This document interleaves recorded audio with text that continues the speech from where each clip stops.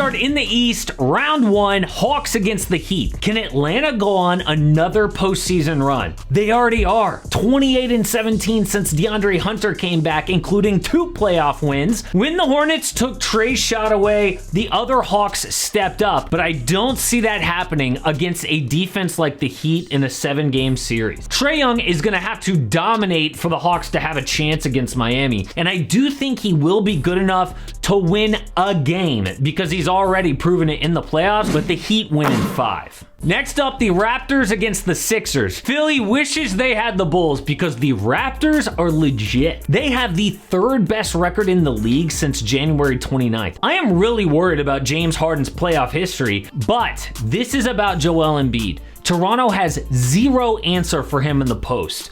Embiid won the scoring title, and he's the #1 clutch scorer in the league. Look, I know Philly doesn't have Matisse Thybulle, but if there's any team to lose your #1 defender against, it's the Raptors. I don't know how they're going to score. Then in Philly, Matisse can guard Pascal or Fred VanVleet, and with Embiid guarding the paint, the Raptors are going to have to shoot threes, and they are horrible. Just 33% as a team since the deadline. Sixers in 6. Next up, the Bulls against the Bucks. Look, I feel bad for the Bulls because they showed everyone. They should not have been doubted. But injuries did ruin their season. Lonzo Ball was crucial to their defense, and since the deadline, they have the worst offense and the worst defense of any playoff team. I do think that they can win a game or 2 because DeMar DeRozan is the #2 crunch time scorer, but it is Bucks in 5. Nets against the Celtics. Look, I knew the Celtics improved the second half of the season, but this is shocking. They were the #1 offense and the #1 defense after the deadline. But then 2 things happened that give me 0 faith. First, they drew the Nets, who have the best player alive in Kevin Durant. Second, Robert Williams tore his meniscus. Boston was 6 points per 100 possessions better with Time Lord on the court. 6 points is a huge difference in close playoff games. If Rob Will was 100%, I might pick Boston, but the Nets have enough to win in 6. East round 2, Sixers and Heat. But first, today's video is sponsored by Spades Royale, which is a free-to-play spades game that you can play anytime, anywhere with live video. Totally free to play on both iOS and Android. I got it on my iPhone, and this game is seriously addicting. Like, I didn't know how to play spades, but it was so easy to learn, and once I did, it was a lot of fun. Like, I played this morning while I was feeding La Baby, like baby in one hand and my phone in the other hand, and I jumped into one of the party rooms, which is where you have the live video, and it was fun. Like, everyone, there was no, like, I mean, there was like fun trash talk, but nothing mean. Everyone was saying, oh my gosh, look, you've got a baby, and like one guy like waved his girlfriend over. And like, yeah, you can have just like your avatar, and I've got my avatar, but actually playing with the live video and audio was a lot of fun. But it's extra fun because spades is teams, 2 versus 2. And again, I said I did not know how to play. I learned in like 1 minute. So basically you go around the table once and you win the round if you have the highest card in any suit or the highest spade. But you and your partner have to guess, like, how many rounds are we gonna win in this game? So it's fun and challenging because you and your partner have to hit together the number of hands that you thought you were gonna win. You also progress through levels by winning coins, by winning games.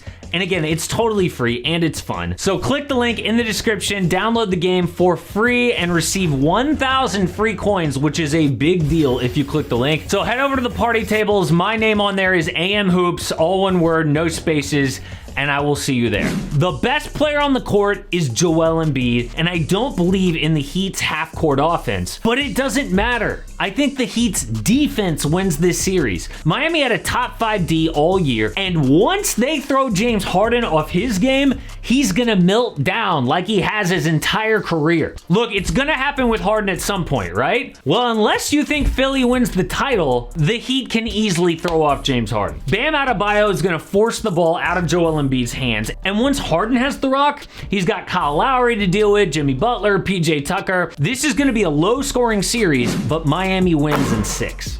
Next up, Nets Bucks. Now, if Brooklyn wins, they're going to need to score like 120 points a night. And the good news is the Bucks defense is 22nd in the league after the trade deadline. The bad news? Milwaukee's got a switch. Last year, they went from the number 9 defense before the playoffs to number 1. KD is going to get his, but I won't be surprised if him or Kyrie get injured. I mean, Kyrie has had 1 healthy playoffs the last 4 seasons. Now, if they could stay healthy, and if Ben Simmons is somehow really contributing, I could change this pick, but for now, it is Bucks in 7. So in the conference finals, it is the Heat against the Bucks. This is 2 great defenses, so I'm feeling close, hard-fought games, and in that scenario, the Bucks win every time. Giannis is the 2nd best fourth quarter scorer in the league. His free throws are on point, and for the Heat, Jimmy Butler shoots 40% in crunch time. Their best offensive player in the clutch is Tyler Hero. That's a decent formula in the regular season, not in the conference finals. The Bucks repeat as East champs in 6 games. So let's go to the West. Round 1, Pelicans, Suns. Zion is throwing down 360 dunks, but he is not coming back. How could you put an injury-prone star right into the playoffs and against the number 1 seed? Then, if your big 3 is CJ McCollum, Brandon Ingram, and Jonas Valanciunas, you're not going too far. Look, New Orleans is a great story starting the season 1-12 and getting here, but Phoenix is going to sweep. Jazz, Mavericks. This was like the most heartbreaking injury because Luka has an argument to be the best player in the world one day, but the Mavs worked all year to get a top 4 seed, and then in the last game of the season this happens. We already know he'll be out for game 1, but In Street Clothes on Twitter says the average time for a strained calf is 16 days. That would be the entire first round. And the Mavs shouldn't rush him back. This is how KD tore his Achilles. It started with a calf strain. I would have picked Dallas, but it's Jazz in 5. No one's got a higher usage rate than Luka. Nuggets, Warriors. This is a bad matchup for Golden State. The number 1 center in basketball facing Kevon Looney. Nikola Jokic will feast, and for Golden State, Steph, Clay, and Draymond have barely played together. 11 minutes all season. The key, though, will be Draymond Green improving Golden State's defense. Since he got injured, their D slipped, but if that improves, Steph is healthy, and those are 2 big ifs. Jokic can't win this series alone, so it's Warriors in 7. Timberwolves, Grizzlies. It is really tempting to pick the upset. In fact, Shaq and Charles Barkley actually did. I like Minnesota because... You like Minnesota as well? Yes, because... You agree with me? Yes, I agree too. The Grizz allowed about 120 points in 4 regular season games to Minnesota. Jaren Jackson matches up with Cat. Dylan Brooks guards either D'Lo or Anthony Edwards. So one of those big 3 for Minnesota will have to go off every night, and they're too inconsistent for that. The Wolves like to play fast. Well, the Grizzlies are the best fast-paced team in the league. The best player in this series is Ja Morant. The Wolves got so high after winning that play-in. A letdown is coming, but it will be tough. Grizzlies in 7. Round 2 in the West, Jazz Suns. Yo, Donovan Mitchell against Devin Booker. This could be more fun than Donovan Mitchell against Jamal Murray in the bubble. Spida averages 29 points per game in the playoffs. That is second to only KD in at least 25 games. But the issue is Utah's defense. Rudy Gobert can stop DeAndre Ayton, but Phoenix has so much perimeter talent to dominate. Suns in 5. Grizzlies, Warriors. It's so hard to pick the Warriors at this point. I have no idea what we're getting. 12-1 to start the season, number 1 seed. Then injured and awful in January. Then they end the season with 5 straight wins, and Clay looks amazing. So look, they could either sweep the Grizzlies or the Warriors could lose in 6. If the Warriors are healthy, I would pick their experience over the young Grizzlies. But if Steph is out, Memphis will squeak through. There is no answer for Ja, but there's no answer for Curry, Clay, Poole, Wiggins, and Kuminga with Draymond's defense, so my final prediction is dubs in 6. Warriors, Suns. Phoenix has been the most consistent team all season. Golden State is anything but that. How is Andrew Wiggins going to perform in his first conference finals? What about Jordan Poole?